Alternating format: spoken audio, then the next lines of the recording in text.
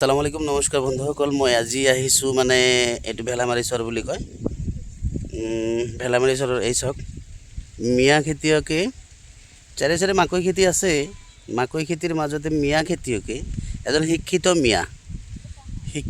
মিয়া খেতিয়ক degree complete কৰিছে degree complete কৰি চাকৰিৰ পিছত কিন্তু দৌৰি থকা নাই সেই ডিগ্ৰী কমপ্লিট কৰা মিয়া খেতিয়কজনে চাওক আপোনালোকক দেখুৱাইছোঁ বন্ধুসকল ওলকবি এয়া ওলকবিৰ মাজে মাজে জলকীয়া আপোনালোকে চাওক এয়া জলকীয়া লাগিছে ইমান ধুনীয়া জলকীয়া লাগিছে চাওক এয়া চাই লওক জলকীয়াৰ মাজে মাজে আকৌ ওলকবি আছে আকৌ আমি যদি কওঁ ওলকবিৰ মাজে মাজে জলকীয়া আছে তেনেকুৱা খেতি কৰিছে বন্ধুসকল এইবিলাক মাটি কিন্তু তেখেতে মানে ঠিকা লৈ কৰিছে ঠিকা মোৰ পিছফালে আকৌ চাওক এয়া বন্ধাকবিও আছে অলপ বন্ধাকবিৰ খেতিও কৰিছে বন্ধুসকল খেতিয়কজন আচলতে মানে শিক্ষিত খেতিয়ক এই চাওক বন্ধাকবিৰ খেতি আছে বন্ধাকবি লগাইছে চাই লওক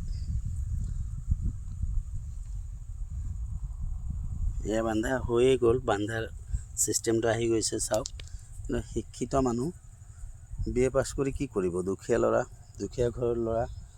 দুখীয়া ঘৰৰ ল'ৰা বুলি ৰখি থকা নাই বন্ধুসকল আপোনালোকে চাওক দেখুৱাই আছোঁ আপোনালোকক এইখিনিত আকৌ ফুলৰ হেৰি লগাইছে এইখিনি হাল মাৰি থৈছে যদি মোৰ মনৰ এটা ভাৱ বন্ধুসকল আলু লগাইছে এই আলুৰ বিধান লগাইছে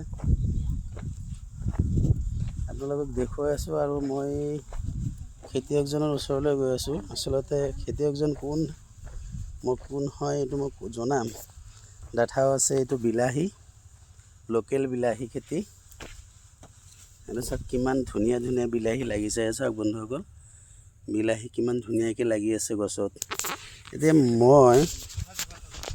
মই খেতিয়কজনৰ লগত বন্ধুসকল কথা পাতিবৰ কাৰণে গৈ আছোঁ খেতিয়কজন যে শিক্ষিত খেতিয়ক BA পাছ কৰি কিন্তু খেতিৰ কামত লাগি আছে বন্ধুসকল বুজিছে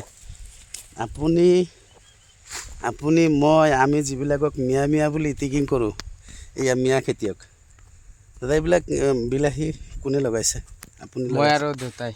আপুনি আৰু দেউতা আপুনিতো গ্ৰেজুৱেশ্যন কৰিছে ন কোন কলেজৰ পৰা কৰিছিলে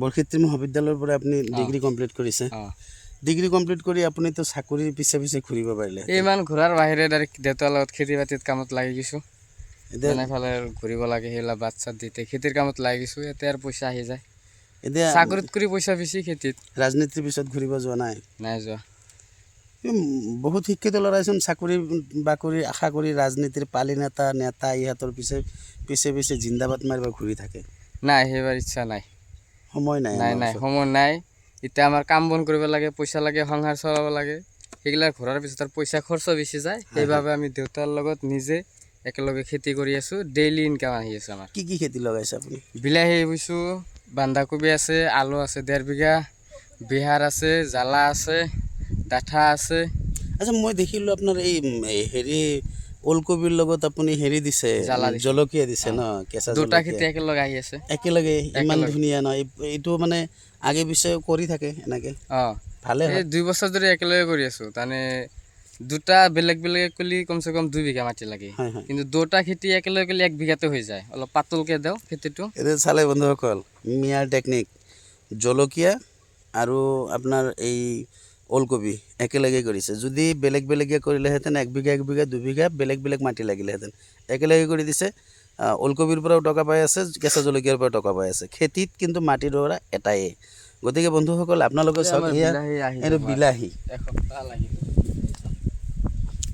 এসপ্তাহত মানে হেৰি পাই যাব ন চাওক বন্ধুসকল এই চাওক গছত পকিব এইবিলাক বিলাহী কিমান ধুনীয়া বিলাহী আপেলৰ নিচিনা ষ্টাইল এইটো চাওক কিমান ধুনীয়া বিলাহী লাগিছে বন্ধুসকল এই চাওক কিমান থকি লাগিছে চাই লওক আপুনি এই খেতিয়ক চাওক খেতিয়কে কৰিছে আৰু বিলাহী আপোনাৰ কিমানখিনি জেগা আছে বিলাহী 1.5 কাঠামান আছে বিলাহী খেতি বেয়া হোৱা নাই চাগে নাই এনে বেয়া হোৱা নাই এতিয়া আৰু নতুন না আপুনি বিলাহীটো মানে আপুনি প্ৰথম লগাইছে এইটো গছতে চাওক বন্ধুসকল কিমান লাগিছে এইটো আচলতে এইটো আপেল বিলাহী নে বগৰী বিলাহী না এটা আপেল বিলাহী আপেল বিলাহী বুলি কয় ন? পাতত কৰি বিলাহী বেছি আছে বন্ধুসকল এইটো চাওক আচল কথা কৈছে হিচাপ যদি কৰা হয় বিলাহীৰ পাততকৈ গছত বিলাহীহে বেছি আছে এইটো এইটো কিন্তু বহুত মানে ডাঙৰ কথা কৈছে এইটো চাওক এই চাওক পকি আছে ৰঙা পৰিছে ষ্টাইলটো আহিছে পকাৰ কালাৰটো লাগিছে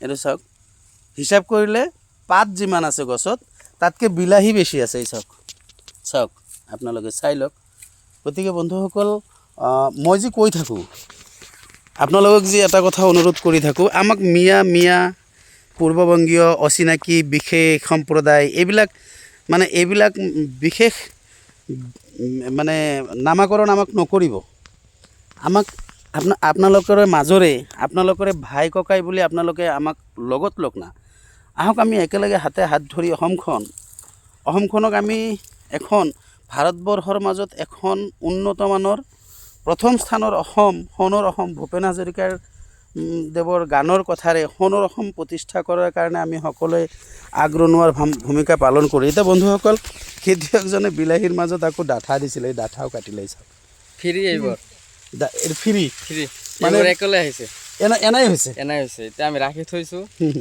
এতিয়া পিছ 10 টকাকৈ বেচিব পাৰি এক পিচ ডাঠা 10 টকা এক পিচ 10 টকা ল'ব নেকি বন্ধুসকল মিয়া মানুহৰ টকা এক পিচ ডাঠা ইয়াত চাওক কেই পিচ ডাঠা কাটিছে 4 পিচ ডাঠা কাটিছে 4 পিচ ডাঠাৰ দাম 40 টকা আজিৰ মাৰ্কেটত আৰু অলপ ডাঙৰ হ'লে বোলে 20 টকাকৈ এতিয়া মেইন কথাটো হ'ল টকা যদি ইনকাম কৰিব লাগে আৰু আমি যদি কম দামত চব্জি শস্য এইবিলাক যদি আমি কম দামত খাব লাগে বন্ধুসকল তেতিয়াহ'লে মিয়াৰ লগত মানে আপোনালোকে চেলেঞ্জ নকৰিব তেতিয়াহ'লে আপোনালোকে মিয়াৰ হাতত হাত ধৰি অসমখনক আগুৱাই লৈ যোৱাৰ পণ লওক ৰাজনীতিয়ে মিয়া অসমীয়া খিলঞ্জীয়া অখিলঞ্জীয়া মহাখিলঞ্জীয়া এইবিলাক যিটো শ্ৰেণী বিভাজন কৰি আছে সেই ৰাজনীতিৰ যিটো মানে কি কয় পাক চক্ৰত যাতে বন্ধুসকল আমি কোনেও ভৰি নিদিওঁ এইটো আহ্বান আপোনালোকৰ লগত ৰাখিছোঁ শেষত আপোনালোকক এটা কথাই কওঁ শিক্ষা মানেই কিন্তু চাকৰি নহয় শিক্ষা গ্ৰহণ মানেই চাকৰি নহয় গতিকে আপোনালোকে শিক্ষিত হৈ শিক্ষা গ্ৰহণ কৰাৰ পিছতো যে আপোনালোকে খেতি কৰিব পাৰিব এই তাৰ উদাহৰণ দেখুৱাই দিলোঁ মোৰ লগত যি খেতিয়কজন আছিলে ডিগ্ৰী কমপ্লিট কৰিছে বৰক্ষেত্ৰী মহাবিদ্যালয়ৰ পৰা ডিগ্ৰী কমপ্লিট কৰিছে বৰক্ষেত্ৰী মহাবিদ্যালয়ৰ পৰা তাৰপিছতো চাকৰিৰ পিছে ঘূৰা নাই চাকৰি লাগে বুলি ঘূৰি থকা নাই কোনো এজন দালালৰ পাকচক্ৰতো পৰা নাই গতিকে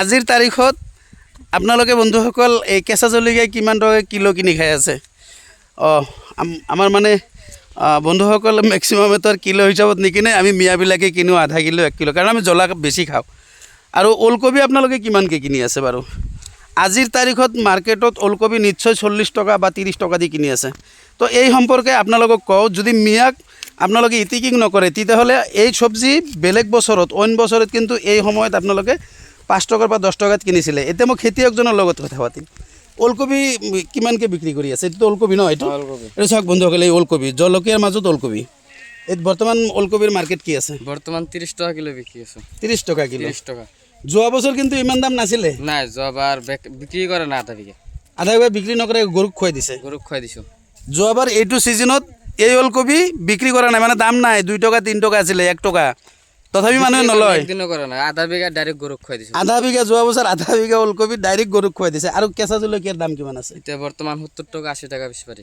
70 টকা 80 টকা কিলো বন্ধাকবি কবি বন্ধা কালি 30 টাকা গেছে 30 টাকা গেছে 30 টাকা কিলো এটা চাওক বন্ধুসকল যদি আপোনালোকক কম দামত লাগে ইয়াতকেও যদি কম দামত লাগে তেতিয়াহ'লে মিয়াহঁতক ইটিকিং নকৰিব 2 দিন আগতে আপোনালোকে কিমানকৈ কিনিছে 80 টকাকৈ কিনিছে এই ওলকবি এতিয়া টাউনত থকা বন্ধুসকলে কিমানকৈ কিনিছে নাজানো এই যে মোৰ লগত যিজন খেতিয়ক দেখিছে এই খেতিয়কজন কিন্তু মিয়াৰ চলি ডিগ্ৰী কমপ্লিট কৰা আপোনাৰ কিমান বছৰ হ'ল 3 বছৰ আগতে আপুনি ডিগ্ৰী কমপ্লিট কৰিছে এইটো শুনিলে 3 বছৰ আগত ডিগ্ৰী কমপ্লিট কৰিছে ডিগ্ৰী কমপ্লিট মানে হায়াৰ ছেকেণ্ডেৰী পৰা পিছৰ পৰাই খেতি কৰি আছে নাই ডিগ্ৰী বেয়া নাপায় যদি বন্ধুসকলক আপোনাৰ নামটো ক'ব নেকি মোৰ নাম মোহাম্মদ মমিনুল ইছলাম হয় আপোনাৰ ঘৰ মোৰ ঘৰ 3 নম্বৰ কানবাৰী 3 নম্বৰ কানবাৰী মানে নলবাৰী ডিষ্ট্ৰিক্টৰে হয় নলবাৰী বৰলিয়াৰ পাৰ 3 নম্বৰ কানবাৰী এই মাটিখিনি যে আপুনি খেতি কৰি আছে চব্জি খেতি মাটি কাৰ মাটি গৃহস্থৰ নাম নাজানো ঠিকা মাটি হয় আপুনি বছৰ হিচাপত ঠিকা লৈছে বছৰ হিচাপত ঠিকা লৈছোঁ এইখিনি এই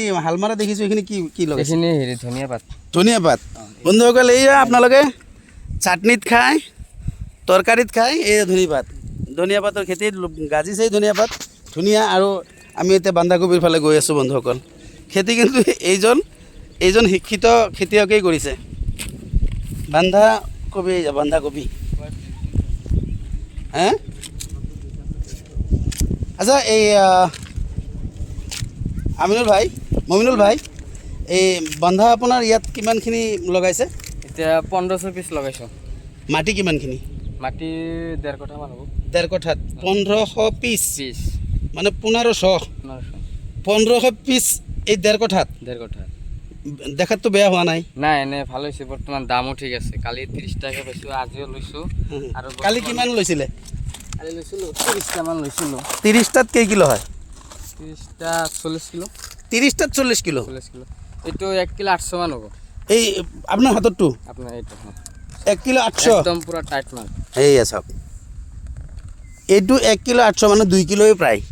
তো 1 কিলো মাল যদি 30 টকাকৈ যোৱাকালি মাৰ্কেটত বেচিছে বন্ধুসকল, 1500 পিচ আছে, 1500 পিচ 2 কিলোকেই ধৰক, তেতিয়াহ'লে কিমান মাল হ'ব? গতিকে বন্ধুসকল গম পালে 30 টকাকৈ বান্ধা বিক্ৰী কৰি আছে। তাৰপিছত 2 মাহৰ খেতি এইটো। এই চাওক 2 মাহত উঠি যাব। 2 মাহ আগত মানে 2 মাহ হোৱাই নাই কিজানি। এটা আজি হেৰি হৈছে 65 দিন মান হৈছে। এইয়া 2 মাহ পাৰ হৈছে, অলৰেডি বিক্ৰী আৰম্ভ হৈ গৈছে। 30 টকা কিলো যোৱাকালি বিক্ৰী কৰিছে, আজিও 30 টকা কিলোই পাব। যোৱাকালি 30 পিচ লৈছিলে বিক্ৰী কৰিবৰ কাৰণে, 40 কিলো হৈছে। আজি কিমান উঠাইছে? আজি গিনতি কৰা নাই কিমান বা আছে, 2 বস্তা নিছোঁ। আজি 2 বস্তা লৈছে। মানে এখেতে মাল লৈ যায়, কিন্তু টকা এখেতে ভালকৈ টকা এই আমি কি বুলি কয় অৰণিৰে টকা যেনেকৈ চপাই আনে সেনেকৈ চপাই আনি আছে। জলকীয়া 70 টকা 80 টকা কিলো পাই আছে। চাকৰি কৰাত কৰি এইটোৱে ভাল, 20,000 টকা দৰমহাত কৰোঁতে খেতি কৰাই ভাল। 20,000 টকা দৰমহাটো বাদ দিয়ক না, কনষ্ট্ৰাকচুৱেল যিবিলাক কণ্ট্ৰেকচুৱেল শিক্ষক আছে তেখেতসকলৰ দৰমহা কিমান জানে? 11,800। 11,800 টকাৰ কণ্ট্ৰেকচুৱেল শিক্ষকতা কৰাতকৈ খেতি কৰক না, 20,000 টকা চেলাৰিও পাত্তা নাপাব। যদি জলকীয়াৰ খেতিত 80 টকা, বৰ্তমান 70 টকা 80 টকা যদি কেঁচা জলকীয়া হয়, এই বন্ধাকবি যদি 30 টকা হয় কিলো, এইটো 1 কিলো 800 কেইটকা হ'লে ইয়াৰ দামে ধৰক 50 টকা আছে। এটা বন্ধাকবি 50 টকা। এতিয়া বেচিব পৰা আছে 1500 পিচ। ইফালে আৰু নতুনকৈ ৰৈছোঁ, তাতো আৰু 700 মান আছে। সেইটো আৰু 2 মাহ আৰু 1.5 মাহ পিছত আহিব। এইয়া একদম ৰজাৰ টাৰ্গেট কৰি ৰোৱা গৈছে সেইকেইটা। ৰজাৰ মাহৰ টাৰ্গেট এইটো।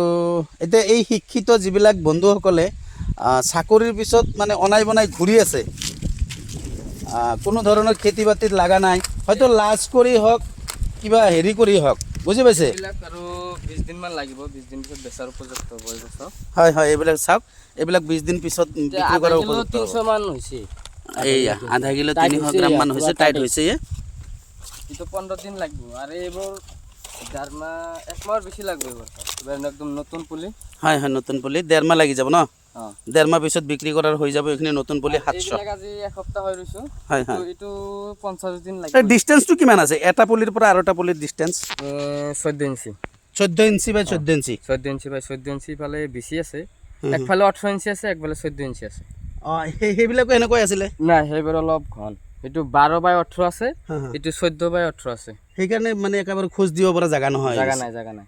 এইটো আৰু জাগা নহয়, এইটো আৰু ডাঙৰ হ'ব। এইটো হ'ল ৰিয়াৰ বল। এটা 2 কেজি 3 কেজি ওজন হ'ব। আচ্ছা, আৰু এইবিলাক যে হালমাৰি একদম ফিনিচিং কৰিছে, আলু আছে, আলু। এইখিনি আলু খেতি কৰিছোঁ। আচ্ছা, এই যিবিলাক আমাৰ শিক্ষিত বন্ধুসকল অনাই বনাই চাকৰিৰ পিছত ঘূৰি আছে বা ৰাজনীতিক নেতা পালি নেতাৰ পিছত ঘূৰি আছে, তেখেতসকলক কি আহ্বান জনাব? চাকৰিৰ পিছত দৌৰা বাদ দি তেখেতসকলে কি কৰিব? যাৰ পাৰ্চনেল বেপাৰ, কিন্তু যদি চাকৰিটো নহয় বা সি নাপায় বুলি জানিও তাৰ পিছে ঘূৰিয়ে থাকে 2-3 বছৰ, সেইবোৰ বাদ দি এতিয়া ঠিকা মাটি লৈ হ'লে যে 5-6 বিঘা খেতি কৰে, তাৰ বছৰ কমচে কম 3-4 লাখ টকা আহি যাব। যেনকৈ নহওক 2 লাখ হ'লেও আহিব, আৰামত আহি যাব। ঠিকে চব বাদ দি তাৰ চলিব পাৰিব। আৰু যদি সি ইটো কৰা বাদ দি চাকৰি পিছত ঘূৰিয়ে থাকে, তাৰ দেউতাকৰ ইনকাম দিয়ে চলিব লাগিব, নিজেও চলিব লাগিব, তাৰ পৰিয়ালো চলাব লাগিব। এতিয়া আমি আৰু সেনেকৈ ঘূৰা নাই, নিজে দেউতাৰ লগত কাম কৰি আছোঁ, ডেইলি কাম কৰি আছোঁ, ডেইলি বজাৰত নি বেচি আছোঁ, 1500-2000কৈ পাই আছোঁ। এতিয়া আমাৰ চলি আছে, টেনশ্যন নাই। ইমান চাকৰিৰ কাৰণে ইমান মাথা মাৰা নাই। মিয়া বুলি চাকৰিও নহয়, ইমান মাথা মাৰা নাই আমি। আৰু কি কৰি খেতিয়ে কৰি আছোঁ। এইবোৰ মানে আলু বুজি মানে পাইছে, যিবিলাক এতিয়া অসমৰ সৰ্বস্তৰৰ মানুহৰ সৰ্বধৰ্মৰ মানুহক আপোনালোকে কম দামত চব্জি দিয়াৰ মানে ব্যৱস্থা কৰি আছে। চালানী চব্জিৰতো দাম বেছি থাকে ন? এইটো দাম বেছি। এতিয়া আমাৰ লোকেল বস্তু এতিয়া ঘৰৰ হ'লে 1 কেজি 700 হ'লে 1.5 কেজিৰ দাম দিয়ে, 200 গ্ৰামৰ দাম আৰু আমি দিব পাৰোঁ, কাৰণ আমাৰ কিনা নাই। হয় হয়। সেনেকৈ আৰু দি দিওঁ আৰু কি কৰিম। এই 60 টকাতো ৰাখিব নোৱাৰি বা 6 টকা ৰাখিব নোৱাৰি, খোলাও নাথাকে, সেইকাৰণেতো নালগে বুলি আমি দি দিওঁ। 1 কেজি 700 হৈছে, 1.5 কেজি দাম দি দিয়ক, হৈ যাব। কিন্তু চালানীৰ মালটো সেনেকৈ নিদিয়ে, 1 কেজি 700 দিব লাগিব। সেইকাৰণে ঘৰৰ বস্তু আমি দিব পাৰোঁ, লোকেল বস্তু। ঠিক আছে বন্ধুসকল, আপোনালোকক মানে এই শিক্ষিত খেতিয়ক, ডিগ্ৰীধাৰী খেতিয়ক, BA পাছ খেতিয়ক, আজিৰ পৰা 3 বছৰ আগতেই BA পাছ কৰাৰ পিছত চাকৰিৰ পিছত অনাই বনাই নুঘূৰি এখেতে নিজেই নিজৰ জন্মদাতা দেউতাৰ লগত তেখেতে অসমৰ সৰ্বস্তৰৰ মানুহক, সৰ্বধৰ্মৰ মানুহক কম দামত চব্জি, কম দামত জলকীয়া, কম দামত আলু, বিলাহী এইবিলাক দিয়াৰ প্ৰয়াস কৰিছে আৰু লগতে নিজেও আৰ্থিকভাৱে স্বাৱলম্বী হোৱাৰ চেষ্টা কৰিছে। গতিকে আহক আমি এনেকুৱা যিসকল মানে শিক্ষিত খেতিয়কে স্বাৱলম্বী হ'বৰ কাৰণে খেতিটোৱে মানে তেখেতসকলে বাছনি কৰিছে। চব্জি হওক, মাকৈ খেতিয়ে হওক, ধানেই হওক, তেনেকুৱা খেতিয়কক আমি সকলোৱে হাতে হাত ধৰি তেখেতসকলক আগুৱাই যোৱাৰ কাৰণে আমি প্ৰেৰণা দিওঁ। লগতে তেখেতসকলে যাতে উচিত মূল্য পায় বজাৰত, তাৰ কাৰণেও আমি সদা সষ্টম হৈ থাকিব লাগে। আমাৰ লোকেল, আমাৰ অসমীয়া, আমাৰ খিলঞ্জীয়া হওক, যিয়ে হওক, আমাৰ মিয়া হওক, যিসকলে কষ্ট কৰি খেতি বাতিৰ লগত জড়িত হৈ আছে, তেখেতসকলে যাতে উচিত মূল্য পায় তাৰ আহ্বান জনাইছোঁ। সকলোৱে দৃষ্টি ৰাখিব লাগে আৰু শিক্ষিত নিবনুৱা বুলি কোনো কথা নাই, শিক্ষিত নিবনুৱা নামটো ল'ব নালাগে। এইটো পৰিহাৰ কৰি আমি সকলোৱে স্বাৱলম্বী হোৱাৰ কাৰণে চেষ্টা কৰা হওক।